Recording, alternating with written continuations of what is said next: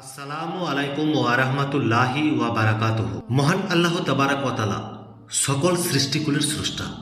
তিনি একক স্রষ্টা, অতুলনীয় স্রষ্টা, অভিনব সৃষ্টিকারী।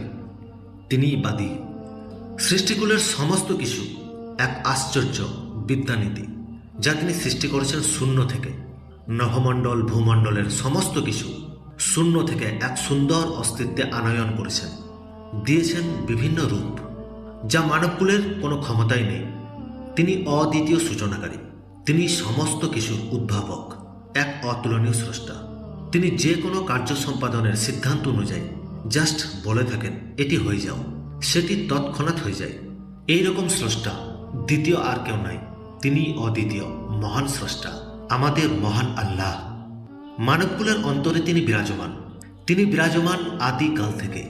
সমস্ত কিছুর পরিবর্তন যিনি সাধিত করতে পারেন, একটি সুন্দর মানুষের জীবনের পরিবেশ গড়তে পারেন, হতাশা ক্লান্তি থেকে অবসাদ থেকে যিনি তার অবসান ঘটাতে পারেন, অন্তরের একটি নেক চাওয়া পাওয়ার, অন্তরের মনোকাঙ্ক্ষা জাগ্রত হলে তার যেমন পূর্ণতা দান করতে পারেন, তেমনি আবার তার সঠিক রূপায়ণে মানুষকে তিনি প্রশান্তি দান করেন, সমস্ত দুঃখ দুর্দশা মুসিবতের পরিসমাপ্তি ঘটিয়ে। বান্দাদের সঠিক কার্যের মধ্য দিয়ে, তাহার নিকট ধাবিত হবার মধ্য দিয়ে যেখানে বিরাট আহ্বানের ধ্বনি জাগ্রত হয়, সেখানেই তিনি সাড়া দেন, পূর্ণ করে থাকেন বান্দাদের চাওয়া পাওয়াগুলি। সবই তাহার মহিমার বর্ষণে বর্ষিত হয়। যাই হোক, এই সমস্ত কথার মধ্যে আজকের আমল বা তদবির জড়িত আছে।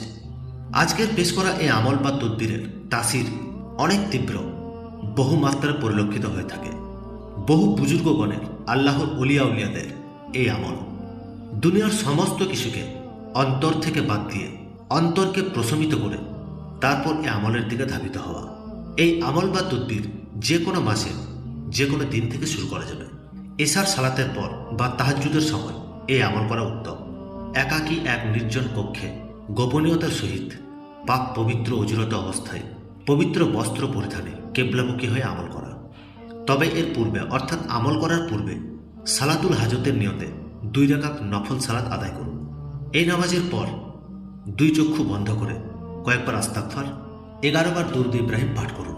অতঃপর একবার বিসমিল্লাহির রহমানির রহিম এটি পাঠ করে এর পরে ইয়া বাদিউস সামাওয়াতি ওয়াল আরদ ইয়া বাদিউ এটি 500 বার পাঠ করা। পুনরায় 11 বার দুরূদ ইব্রাহিম পাঠ করে নিন। যতক্ষণ আমল সম্পূর্ণ না হয় ততক্ষণ 2 চক্ষু বন্ধ থাকবে। আমল সম্পূর্ণ হবার পর মহান আল্লাহ রাব্বুল আলমিনের নিকট অন্তর খুলে সেই উদ্দেশ্যের জন্য ক্রন্দনরত অশ্রু জল নিক্ষেপ করে মোনাজাত করা। একই পদ্ধতি ও নিয়ম মাফিক একই স্থানে এই আমল 3 দিন অথবা 7 দিন করতে হবে। এই ছিল আজকের এই ভিডিওর বিষয়বস্তু। ভিডিওটি ভালো লাগলে অবশ্যই একটি লাইক করবেন, আর চ্যানেলে নতুন হয়ে থাকলে চ্যানেলটি সাবস্ক্রাইব করে পাশে থাকবেন। আপনারা ভালো থাকুন, সুস্থ থাকুন। আল্লাহুম্মা আমিন। আসসালামু আলাইকুম ওয়া রাহমাতুল্লাহি ওয়া বারাকাতুহু।